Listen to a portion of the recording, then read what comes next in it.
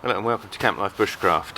Today I'm just going to have a quick look at what is probably one of my favourite tents at the moment. I've had this for a year now. This is the Naturehike Cloud Up 2, and this one's in forest green, and it's the upgraded version. I think on Amazon they're about £150. But yeah, I'm a big fan of this tent. This is a two-person freestanding tent. The rainfly is 20D nylon, silicone coated, which is a 4,000mm waterproof index. You've got the double Y-shaped poles for the frame and a breathable mesh above the 10D nylon inner. So about pack size then, this is two other similar tents just so you get an idea. That's the Van Gogh Banshee Pro 200, built as a two-man tent, way too small for a two-man tent. And that's the Lanshan 2, which, you know, is a similar size inside. And as you can see, it's, you know, Lanshan is a little bit smaller. It's a little bit lighter, obviously, but it's a trekking pole tent, so it's a different kind of thing. But it gives you an idea of how big they are when they're packed down. This is approximately, you know, 40 centimeters by 13 centimeters that way, and that, you know, includes the ground sheet in there as well. And at 1.7 kilos, you know, this is pretty light. You know, it's lighter than the Banshee. Obviously, it doesn't compare with a trekking pole tent. But as a freestanding tent, you know, it's pretty lightweight. And inside it's 100 centimeters high, 125 centimeters wide, and the living area is 210 centimeters long with a 60 centimeter porch on the front. And the upgraded version, I got it in forest green. There's a few other colors you can get. The upgrades include, I think there's an extra vent at the back and extra guy lines around the sides, just for a bit more stability. As a backpacking tent, you know, things I always want to look out for is an outer pitch first, because the places I go with this sort of tent, the weather can be inclement, so an inner first pitch tent is not always the best thing in the world.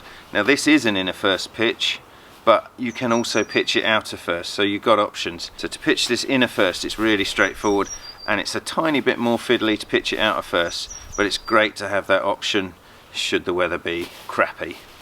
So I'm going to have a quick look at pitching it normally, and then I'll show you the pitching it outer first. Skip around in the video if there's something in particular that you're looking for. I'll try and mark chapters in the description if I can remember how. But let's do inner first, nice and simple, and then we'll have a look round inside and stuff.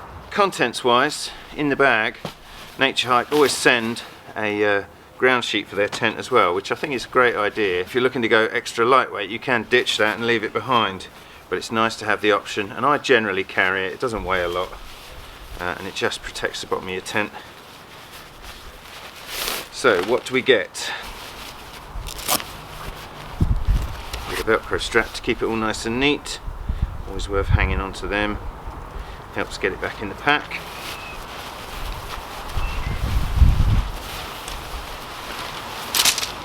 We've got the outer, we've got the inner, we've got the pegs, and this is one single pole, so it's a double Y-shaped pole. So inner first, how I tend to do it is I'll lay out my ground sheet and just roughly peg that. Then I know exactly where I'm going to be pitching, so you can pick your flat bit of ground. I've added to my setup here a couple of extra thick tent pegs for when it's particularly windy. The ones they give you are these small lightweight, what do they call them, the kind of the cross ones, and I think they're a good peg. You know, they stay in the ground. You know, you can buy these online separately for other tents, and they can be quite pricey. Right,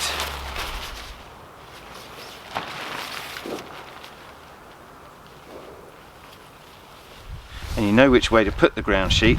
So obviously it's a little bit waxier on the inside, but you've got these clips here that your tent actually slots into, so if you've got it upside down, clearly, you know, that's the wrong way. So it's kind of helpful. Single pole, as I said, double Y shape, so you've got these cross junctions.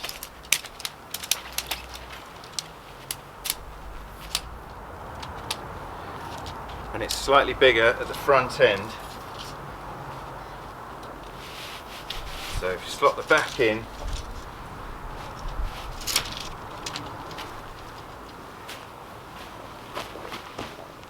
kind of bend in the front.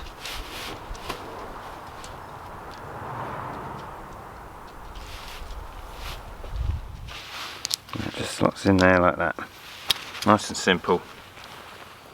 And then you've got the option now, because it's freestanding, you can pick it up, you can move it around, you can find your bit of flat ground. I really like that about it. So the option now at this point is to do inner or outer first.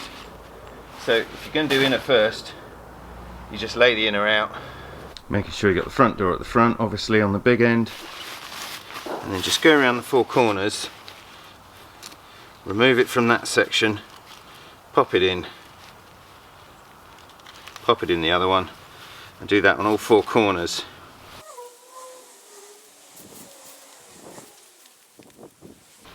And then you just pop these two-way hanging buckles on around the poles.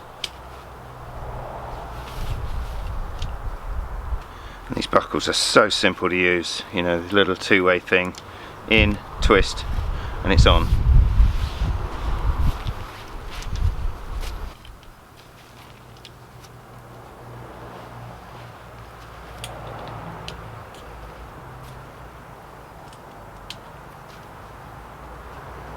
Right, so that is the inner pitched, and you can still, you know, pick it up and move it. Right, so last bit, throw the rainfly over. You've got these little tabs on the corner of the rainfly, all four corners go in, job done. You notice there's a spare one here, that's for the outer pitch first, or if you want to pitch it without the inner rainfly, because that's attached to the ground sheet. So I'm going to stop there, and I'm just going to take it down again. So we're back to just the frame and the ground sheet. So this is for bad weather, when you don't want to get this out until the last minute, and you want to pitch the outer first. And that is quite simple.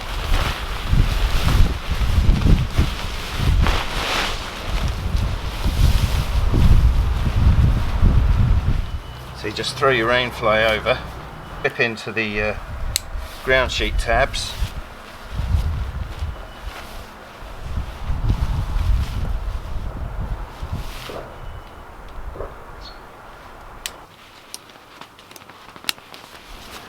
and that's essentially the freestanding non-ground sheet version. I haven't pegged anything out. You've got a choice, you know, you can go around, peg everything out. If the weather's terrible and the wind's howling, you know, peg it all out before it blows away, or you get inside and put the inner up. I'll do it that way this time. So you're in out the rain and you're keeping this dry.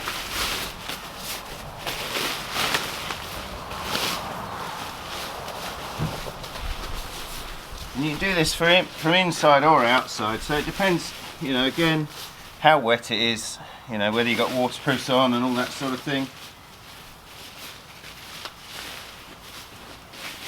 If you lay it out to the right shape, you take your inner section and you do this one section at a time,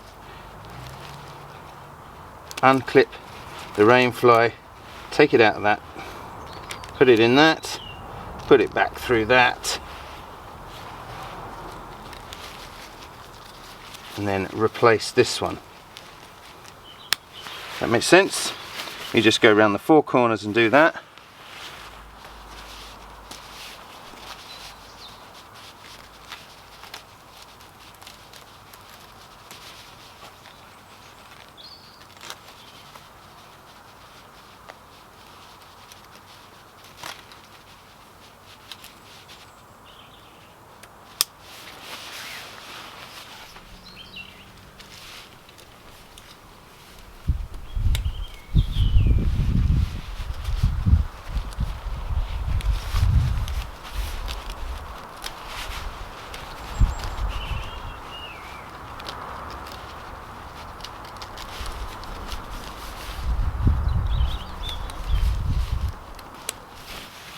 And you just got to crawl inside and hang up those twisty joiny things.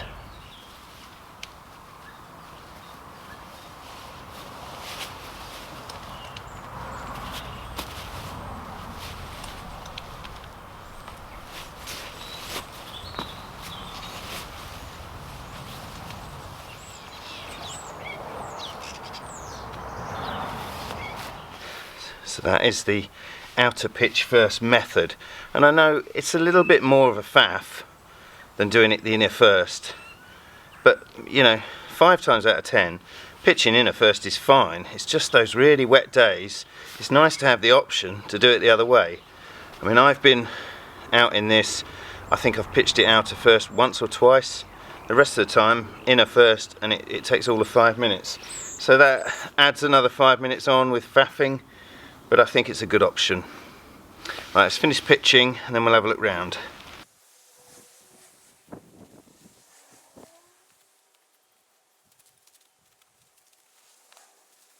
So on the side here you've got the guy line up here and the guy line down here to pull the sides out.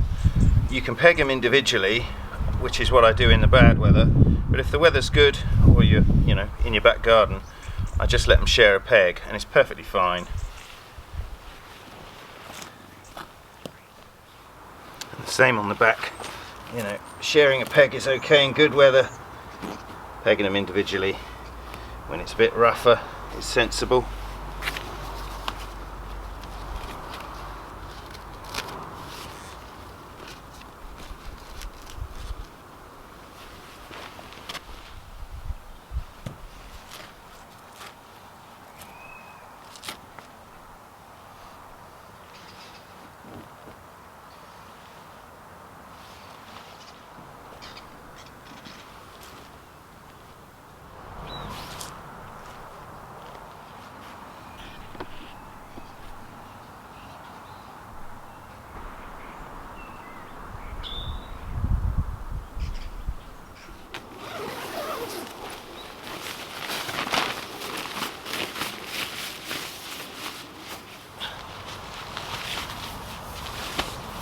Okay, so we're all pitched.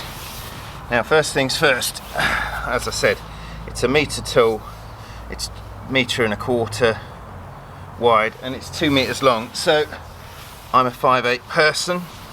I put my head at the sleeping end. I've got about that much distance at this end, so there is enough room for even a reasonably tall person. I think if you're much more than 6 foot, obviously you have to think very carefully. I say 2 metres long is what you got to play with, but for me it's a good size. Storage wise, you've got this one overhead storage space. You haven't got anything in the sides like you do with some tents, but I like the overhead storage one. I throw my little light up there sometimes. I'll throw my phone up there out the way. Stuff I want to grab for, a lighter or something for the stove, that sort of thing. It's not massive, but it's okay. Ventilation, at the back, you've got the kind of double window thing going on, so you've got the lower bit of airflow and the higher bit of airflow, and you've got airflow either side. So there's plenty of that sort of thing in here. I've never had any condensation in it when I've been using it. It's a nice kind of airy tent. Space-wise, again, it's billed as a 2-man tent. I never think 2-man tents are for 2 people, they're for 1 person. But for me on my own, this is a perfect little tent. Now I get my bed, my sleeping pad in here, my sleeping bag, all that sort of thing, and then my stuff all out next to me, and it works really well. The porch isn't massive, but for a 1 person, it's perfect. You can shut the door, you can cook in here, you've got a place to keep your wet things, and then your dry things come in the tent with you. So as a 1-man tent, I think this is great. It's a massive step up from the Banshee in terms of I can sit right up in the air without hitting my head on anything. But as an all tents, nothing's perfect. So I'll give you my honest opinion on pluses and minuses of this tent. You can make up your own mind how you feel about it. But if you're thinking of buying it, the pluses I found: 1, value for money. I paid 150 quid for this, which is an absolute bargain. I used it last year on a 4-day coastal hike. I used it hiking across Dartmoor.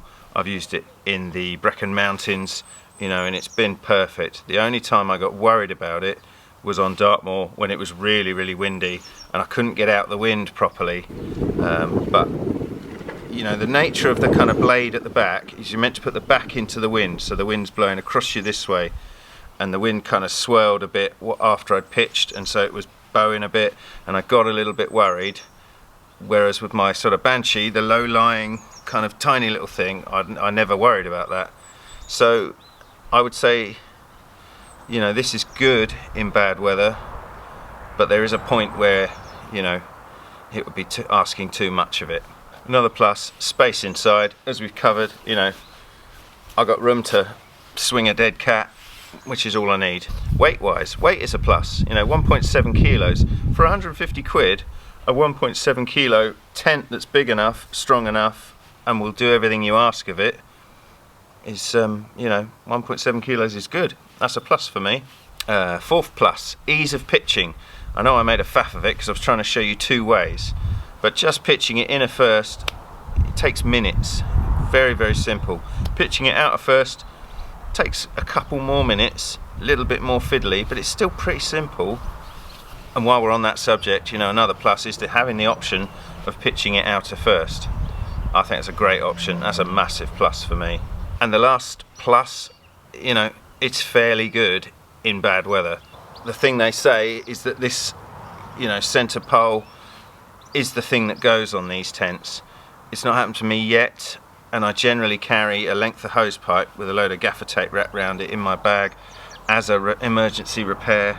You know, slot the hose pipe over the pole, tape it all up, and that would be enough to get me through a night. But it hasn't happened yet.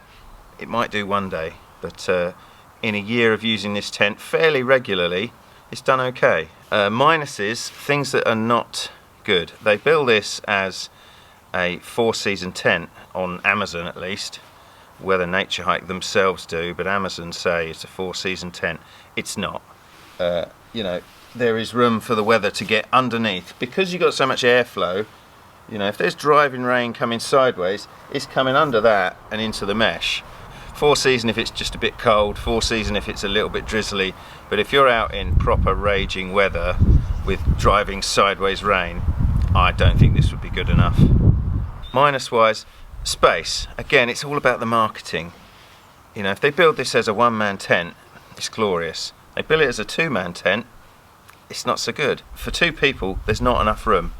And I think the main downfall of that is this porch. If this was a side opening tent and you could sit, you know, open up one whole side and sit out there, then it's a 2-person tent because you could sit next to each other.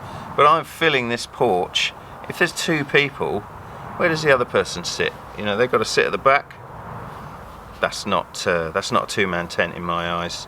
So in terms of space for 2 people, that's a minus. It's small for 2 people. It'd be cramped, I think. The other minus is the same sort of thing. You know, it's this front door.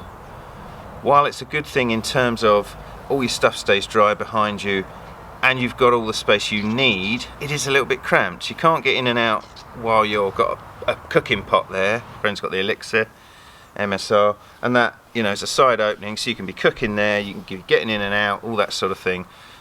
This is quite a small entrance, tunnel as it were, so that is a bit of a minus. It doesn't bother me, but it might some people. The flimsiness of it is a worry and maybe is a minus in some people's eyes, but it's a trade-off, isn't it? It's under 2 kilos. It's small enough to pack in a bag and go on a long walk with, so depends what you're after. But that's it. That is the Naturehike Cloud Up 2. That's my opinion of it, and yeah, I hope the pitching tutorial part made sense. I sort of filmed it a little bit back to front, but yeah, all good. Thank you very much for watching. Please subscribe to my channel if you enjoy my content. There's other tent reviews. I'll try and link some at the end here. If you're looking at tent options, have a look. I'll put a playlist together with just tents in it, so feel free to browse. But thank you for watching, and I'll see you soon.